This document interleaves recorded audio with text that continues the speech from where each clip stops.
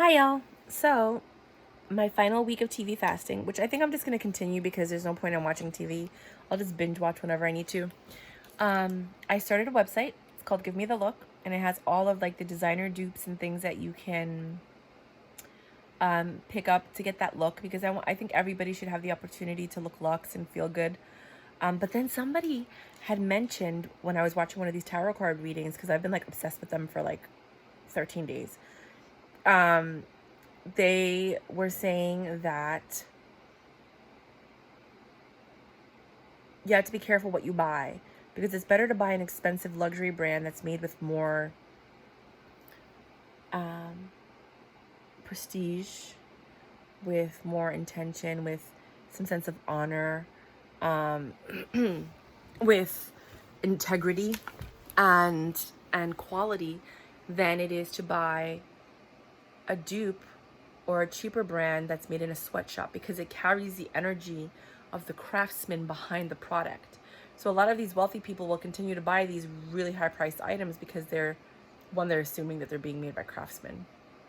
I'm pretty sure they're still made in sweatshops too. But that's the idea behind it. Also, there's something about the energy of saving your money and buying yourself something nice because you deserve it versus just hoarding or buying a bunch of cheap stuff because you think you deserve cheap stuff, or that's all you can afford. And then you stay in that poverty mindset versus uplifting yourself, getting out of it and saying, no, I want better. And then saving your money and little by little increasing what you have and getting better things, which will then bring different energy. I just thought that was really interesting. So I started that website called Give Me the Look because even I don't like, there's a choice that I make, that my clients make, my millionaire, billionaire clients, and they say, I'm not going to spend this money on this product. It's not worth $500 for a Chanel hairpin. It's not gold. It's not silver. It's not precious metals. And they're not even real pearls. So no, I will buy the knockoff. And, or like the dupe or whatever. Same thing with like the Stella McCartney bag. It's $1,000. You can get the dupe on Amazon for $30. Go to my Give Me the Look website. You'll find it. And I did that. But then the universe kept throwing wrenches in because I joined Amazon Associates and I created the links from there because I wanted to earn a commission from it. And it's small. It's like anywhere from like 1 penny to like 50 cents. You're not going to be making like dollars and dollars and dollars because all the stuff is really cheap because everything is a dupe, and I'm trying to teach you how to look luxe on a budget, right? So then they closed my Amazon Associates account after like working on that site for like a whole week, every single day, like building that up, making it to what it is. I'm not even done. And I'm like, what am I supposed to do now?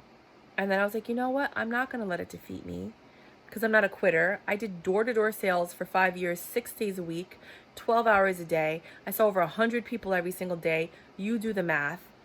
I guarantee you I've seen over 1 million people throughout the course of my life. And that's not only from that, from the total of the people that I met in that job, but just because the fact I've had 30 different careers and I've met thousands of people. And I was in Amway and you meet tons of people. And I was in Primerica and you meet tons of people. You know what I mean? And I was in real estate and you meet tons of people. It's not like I'm in an office all day with the same 5 people. You know what I mean? Like I'm always, and I worked for US Airways and I saw people come in and out all the time. So yeah, it's just a lot. It's a lot of people. I did payroll for 455 people. I saw 455 people. And that was just a year of my life. Not to mention I worked at the US Open and blah, blah, blah. And anyway, so, I don't know where I was. I met a lot of people, talked to a lot of people, seen a lot of people. Trying to get back to the beginning. Give Me the Look. People being luxe on a budget. Anyway, so I don't give up. That's what my thought process has been lately. It's been a little bit slow, but it's coming back. The car accident really messed me up. Like there was a point where I couldn't remember basic words. Do you get that? Basic words. Like I couldn't remember what a hose was. I was like, that thing that looks like a snake that spits out water. I couldn't remember just basic words. I couldn't remember Ralph Lauren, who's my favorite designer. Like I could not remember that. I couldn't do basic math for a long time. Like I had to sit there and pull out all of my logistic math puzzles and stuff like that and retrain my own brain because all the stupid, dumb exercises that they have. And they're like, this is for you. I'm like, yeah, if you're a freaking retard, but sorry. I'm not sorry because I don't mean it like that. And if you get offended, go away. Turn the channel off. Go somewhere else. I don't really care. I was born in the 80s where there was no filter. My dad said the same thing to me today. He's like, he was born in the best time where you could have sex with whoever you want, where you could tell jokes, where it was funny. Now everybody's like holding their tongue because they're afraid that what they say might offend people. Now everybody just talks about sex and this and that. Like there's no innocence. There's no fun. There's no like when you say that guy's retarded, I'm not saying that they're mentally disabled or they're slow like that. I'm not saying that. That word covers like 50 different words, and I'm not going to sit here and explain myself. There's and back in the 80s, people were racially like free. Like they literally talked about every stereotype and everyone laughed because they saw it and it wasn't offensive. It was like, that's some funny stuff. It's true though, because it was true and it's still true. So it's just that, stereotypes have shifted because people have changed, because they looked at the stereotype and they changed it. But had they not heard about the stereotype, they wouldn't have changed it. You know what I'm saying? So those things brought great change. Anyway, I know I said that word retarded. I just don't remember why. Car accident. My memory and then the logic games. This is literally what the thought process has been like for me. Because you guys saw me when I made my first videos, and then you see me now, right? The car accident, I hit my head, and I've had neurological issues ever since. I'm still smart. I still could do things, you know what I mean? But I wasn't 2 years ago. 2 years ago, I was learning everything all over again. It was weird because I lost basic words, and all my SAT words from high school came back. Isn't that weird? I like new words, and I had to look it up. I was like, I know I'm using it in the right context, but not quite. And like you would ask me what it was, and I would give you the definition, and I would be right. But I still had to look to make sure that I was giving you the right definition, even though I knew it. So I would say it. I knew what I was saying. I would give you the answer. Like, what is that word? That's this. But then I had to go look it up to make sure. So anyway, that's interesting. So I retrained my brain. I did everything my mom taught me. All the books and CDs my mom gave me when I was a kid. I looked up the resources for it now. And I retrained my brain to get good at math again. I retrained my brain to get good at memory. I retrained my brain to do everything. I had to retrain myself because the professionals that I was supposed to be paying were not doing their jobs. The help that I was supposed to be getting, that I'm paying for now, or I was paying for, they didn't do their jobs completely. They partially did their jobs. They did a little bit. They did the basics. They did the minimum. And I'm like, I'm not paying for these services. I'm going to do it myself, and I'm going to do a better job. And I did do a better job. So, and I now, after that, I was seeking a lot of holistic healers to help me, because I don't think that those medical professionals, they did their job. The surgeries worked. Don't get me wrong. I'm not downplaying them. But there's other things like my shoulder and my wrist that were damaged. And I'm looking for holistic healers to help me with that, because I no longer is surgery an option. I'm not tearing into my body anymore. I did it 4 times. I'm done. Backtrack. Retarded, right? Going to never give up. So I never give up. I don't even know what was before that, because my brain can't go up that far back. It's interesting because I can sit there and I can study for the life insurance test or Series 6 and 63 or anything. Study that information. It's complex. A lot of information, a lot of different scenarios. And I'll pass with an 85 the first time I take any test. 85 to like 90 something. My brain can hold on to that information for a short period of time.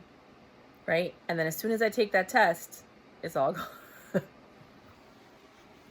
Until I have to do continuing education, or until I deal with it in a real life situation. So that's interesting. But that's where I'm at right now. That's how my brain is working right now. I started off the video. I don't even know what I talked about in the beginning of the video. This is only 9 minutes in. I don't know, guys. This is where I'm at this point in my life. Jesus Christ.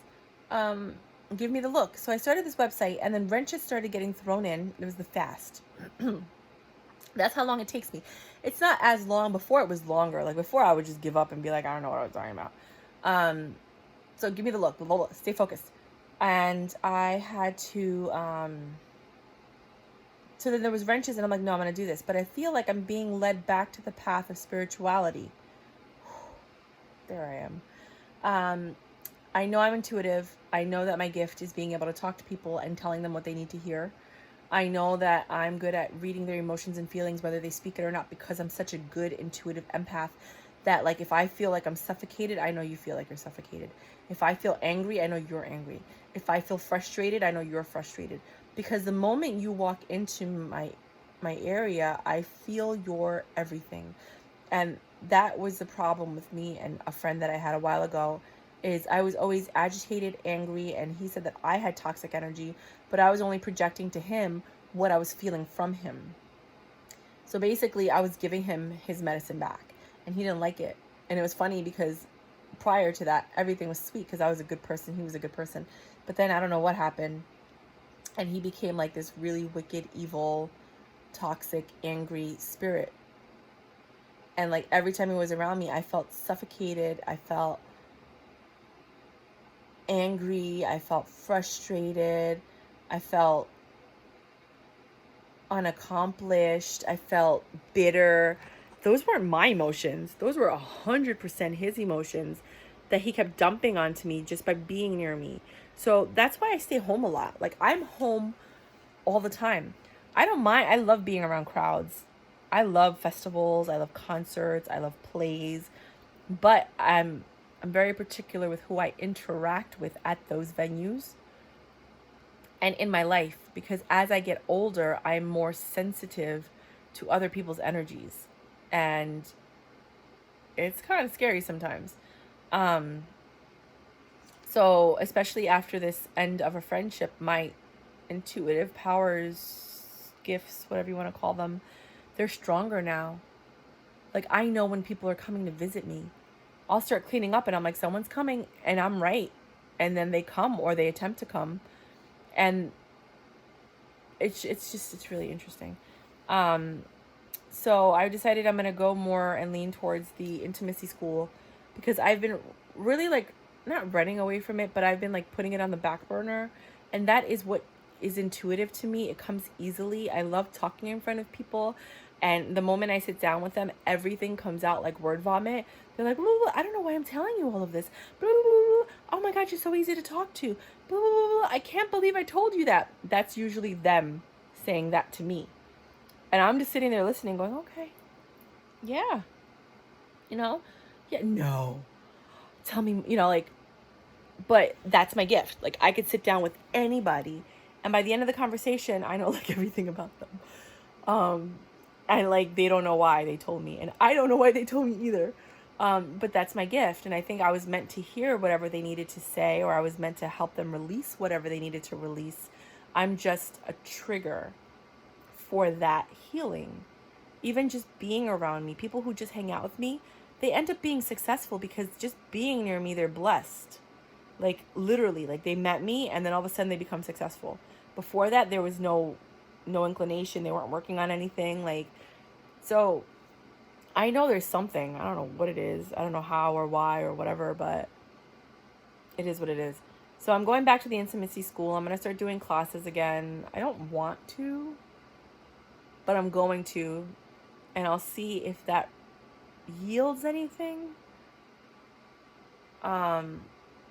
Because I am living paycheck to paycheck. I'm tired of it.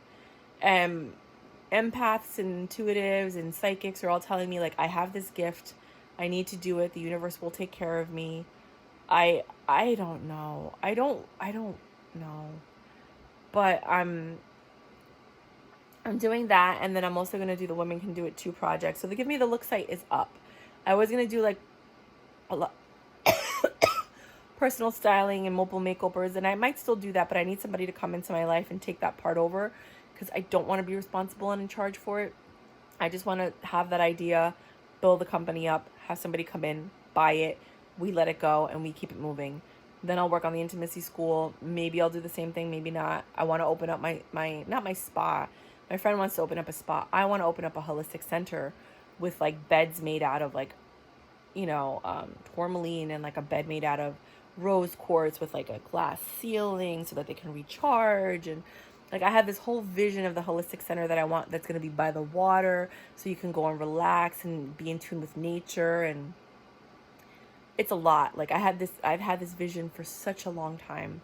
And it's just bringing together a bunch of holistic healers to heal the one person. So every person is assigned a different holistic healer, but we're going to heal all of you in that time that you're there. That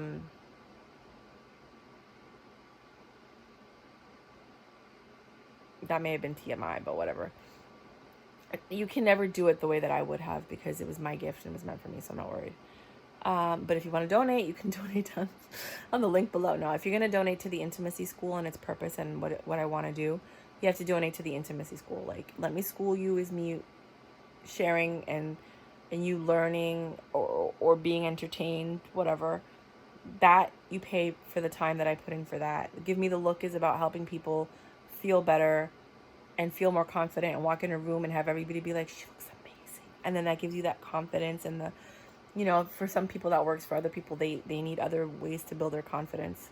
The intimacy school is more about sex and self-love, releasing trauma, releasing anything, inhibitions, anything that's been holding you back, so that you can connect to another person or a multitude of people, so that you can be free and you can enjoy your life and enjoy yourself and just be happier, to have more peace of mind overall. And then the Women Can Do It Too project is basically about me empowering women and letting them know that you can do anything. Don't let them limit your mind. Don't let them tell you you can't. Like, women can do it too, and women can do it better. I got both of those domains, so don't even try it. So yeah, TMI. But again, I feel like I'm meant to send this message somehow. Oh, and that was another thing. That was hysterical. So I was hanging out with my ex-Manny, right? We only hang out for 2 hours, but those 2 hours were the most impactful hours I've had in years. Like, we talked about everything in 2 hours while I was helping him with all the stuff that he came to me to help him with. So, he said 10 days. He said it takes 10 days for you to get to know if you want to spend the rest of your life with someone. He said you go on vacation with someone for 10 days and you will know if you want to be with them. He's like, when they fart, when they go to the bathroom, if they're cranky in the morning, if they get angry quickly, if they got a boyfriend, kids, a side piece, a husband, because in 10 days, someone's going to come looking for you. 10 days, people are going to be blowing up your phone. Like, you're going to find everything out in 10 days. I was like, what? I was like, that was funny. But I wanted to share that with you. So if you want to go on vacation with someone, go on vacation with them for 10 to 14 days. And you'll see if they disappear with their phone, they're making those secret phone calls. Like, you'll know to be suspicious. Something's up. They're hiding something. Dude, I was dying. I love my friends. And I realized by spending time with him, I'm like, why am I spending time with all these people that leave me unfulfilled and cause me stress and anger? Like, even some family members, I'm like, I don't need this, and I don't. And that's what happened with recently, is like I just realized I don't need any of the stuff that has been coming or has been in my life, and I just let it go. And when I let it go, then people like this kid come back. And then I had a couple of other people that were friends with me in 2014 that have since fallen off, that are all coming back now. And they're like, I don't know, I've just been drawn to reach out to you, and I feel like I'm supposed to reach out to you, and blah, blah, blah. And we're having some of the best conversations I've had in years, people. Years. And it all has to do with releasing that negative energy that wasn't for me. So if there's anybody in your life that leaves you unfulfilled, unhappy, angry, bitter, sad, wasted. Just, there's something. You gotta, and it's hard to let go.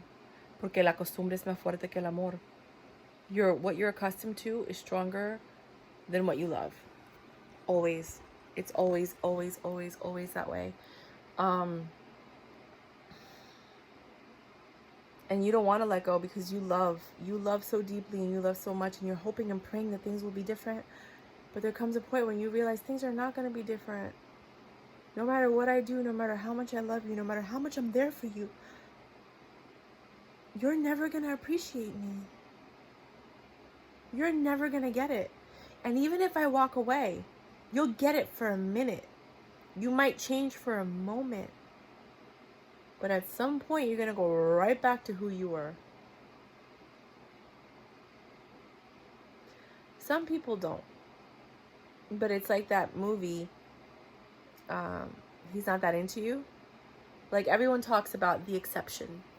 Like, oh, but this one girl had this situation and that happened, so you're all hoping to be the exception. But you're not the exception. You're the majority. And the majority of the time, it doesn't work. And the majority of the time is clear as day. Either they make you an option or they make you a priority. And if you're an option, chances are you'll always be an option. You made them a priority, and they always made you an option. Now, there are some people that become the priority for some time. But history has a way of repeating itself. But then there's the exception. So this is what I deal with when I talk to people and couples, and knowing when to say you got to work and you got to try, and knowing when to say it's just time to go and start a new life and find someone who's really going to appreciate you. Someone who sees you and says, wow, I've been looking all over for someone, and here you are right in front of my face. I've been waiting for you my whole life. You are everything I ever wanted in a person, and I'm not going to be stupid enough to let that go. I'm going to fight for you. I'm going to take care of you. I'm going to provide for you. I'm going to be there when you need me, and I'm going to reciprocate the love that you give me. And I'm done. Like, you're the one. Not the one, but you're the one that I learned to love because of everything I went through. And I learned to appreciate you. So you're the one I choose to appreciate, honor, respect, and love, because I had to go through everything else I went through to appreciate you. And now I can see clearly that everything's rubbed off my face. Anything anybody may have done to manipulate or deceive me, all those things are gone. And I can see you for who you are. And I choose to love you. Because love is a choice. Some people say they can't control it. You love who you love. The heart can't. No, you chose. You chose to love that person. There was something about that person that you said, I choose to love this person. And then you committed. And in that commitment, they became a priority. The thing is, the other person didn't commit. The other person was like, oh, they're cool, but they're cool, and they're cool. I don't know what to do. I'm going to hang out with all of them. No commitment. Everyone's an option. You might be the priority once a month, twice a month, a few times, So just be wary of those people that are indecisive and can't make decisions. I've known a lot of girls who walked away from guys, and after they figured it out, they came back. More times than not, it didn't work out. It did for a period, but there was still that lack of commitment because that person still had a commitment issue. Because they were the one with the commitment issue, which is why it didn't work in the first place. Then they committed, but there was still a lack of commitment. Then there are those very few situations where it did work out. They ended up being together forever. They realized that they love each other, and they worked at it because they both chose to love each other. They both committed to the relationship, and they both made the effort to move forward. And that's the key. The commitment and the effort and the action. It's not just like, oh, I'm going to say what I need to say because it sounds pretty. It's, I'm going to do what I need to do because I don't want to lose you. I don't want to lose this. I don't want to lose us. I don't want to lose everything we've built. I'm doing it again. I gotta shut up. So anyway, that's the path that I've been led on. Obviously, I said this because somebody needed to hear it. I don't know who you are. I hope it helped. I hope it resonated with you.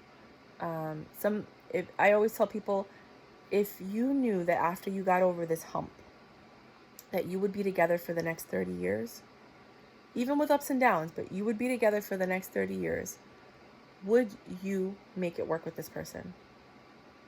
And some people are like, yes, and they make it work. And some people are like, I don't want to deal with that for the next 30 years. And that's when they know to walk away. So that's all I got to say. I love you guys. I really do. Bye. Oh my God, I forgot to tell you what happened with the TV fast. So basically, I've had a lot of time to think and find myself and figure out what it is that I want to do. And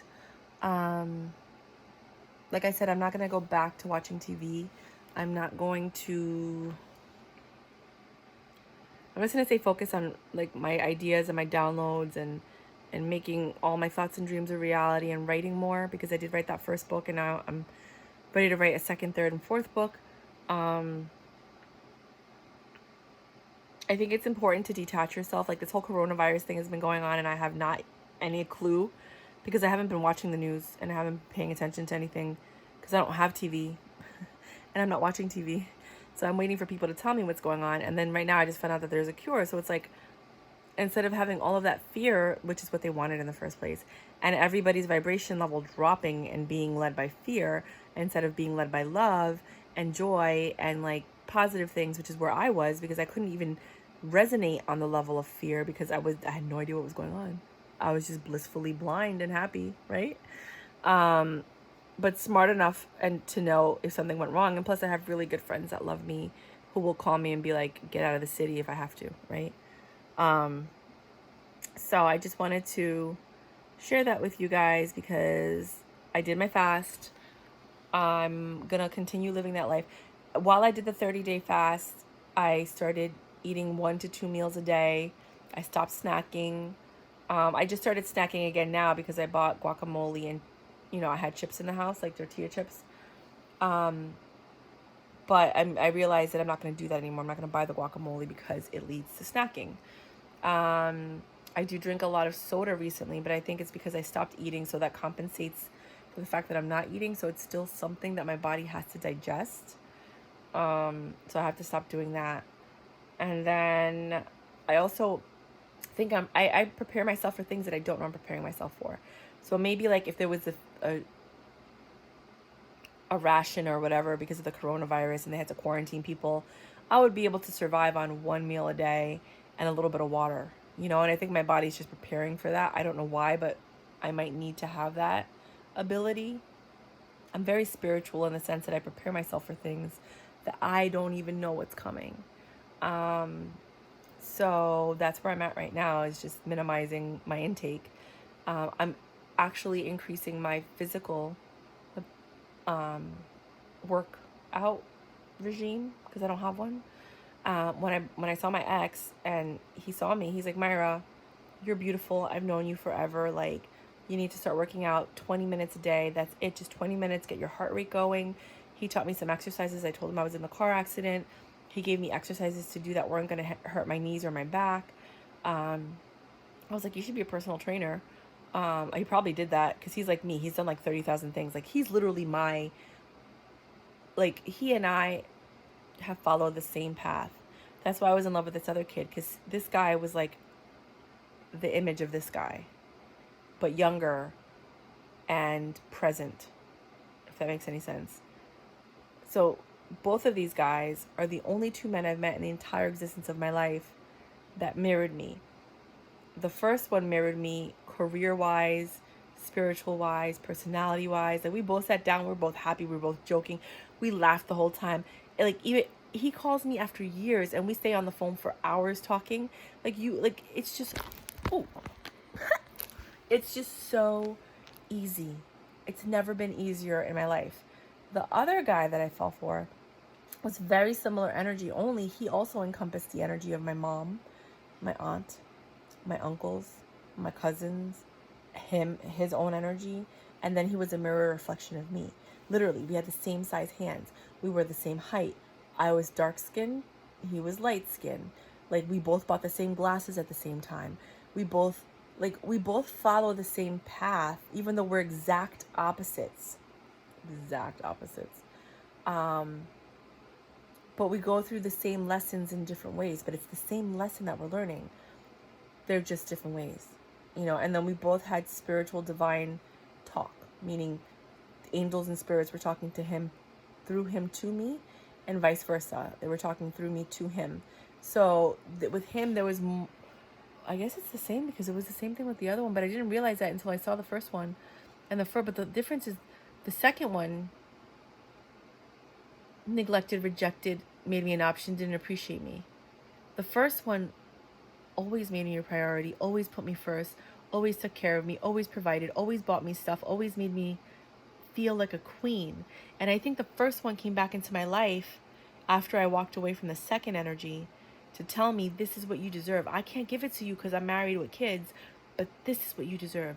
Remember.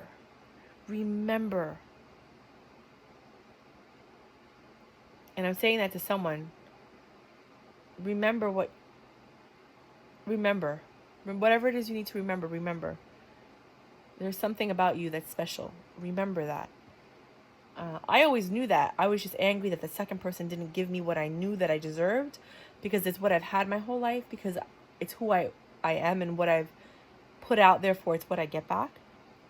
But the second one has his own demons to fight. And there's a lot of them. That nigga's got plethora of demons. Like, what is up with? Like, I don't have time to fight with you or fight your demons, because I'm in my peace state. I'm in my reaping state. Like, everything I sowed, I'm reaping now. And everything you sowed, you're reaping. And that's not a good thing, because you sowed a lot of bad seeds, and now everything that I sowed is like coming back. Like, people are coming back. Opportunities are opening up. Doors are opening, because I've worked hard for everything. And I deserve everything that I deserve everything that I get. If someone's like, why does she have that? I deserved it. I put the work in. I studied. I worked hard. I was good to people who treated me horribly. I was kind. I was polite. I tried my best. The only time I've ever been mean to somebody was when I was treating them the way they treated me. I was like, oh, okay, because the Bible says you treat people the way they want you to treat them, right? Something like that. I don't know if I'm saying it right, because my brain, treat people the way you want to be treated, right? So I was like, well, if he's treating me this way, this must be the way he wants to be treated, right? So then when I dish to him what he did to me, he gets angry at me and he hates me. And I'm like, well, that's how I feel about you right now, dude. So, but you shouldn't do that, because it never works. Just know when to walk away. So that's what's been going on with my TV fast. So now I'm on like this whole nother level of like Zen, super peaceful energy. I think I'm going to do another Reiki chakra tuning, because that really helped me a lot. Provided a great breakthrough for me. Awilda Alvarez is the girl that helped me. I'll put her link below in case you want to contact her. She's in New York. And now I'm just I think I have to take the spiritual path. It's not even that I want to. I'm being pushed. Like, I don't even, not nudged. Like, I'm being pushed into this. But I still want to keep my things on the side, because it's what I personally love with my personality. But my destiny and my path are completely different.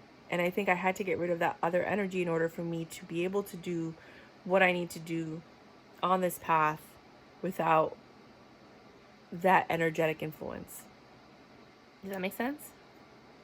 I hope that the energy that's coming to me now is a clear, pure energy. No, I know that the energy that's coming to me now is a clear, pure energy that like will recognize me, who I am, what I deserve, and then work towards giving that to me. And someone who I can look at, recognize them, see what they deserve, and I can work towards giving them that reciprocation of energy and love and appreciation and affection, and amazing sex, because like, who doesn't want to have amazing sex in a great relationship? Respect, and the ability to build a legacy. So that's my catch up. on the fast with all of the other messages that I had. All right, bye guys.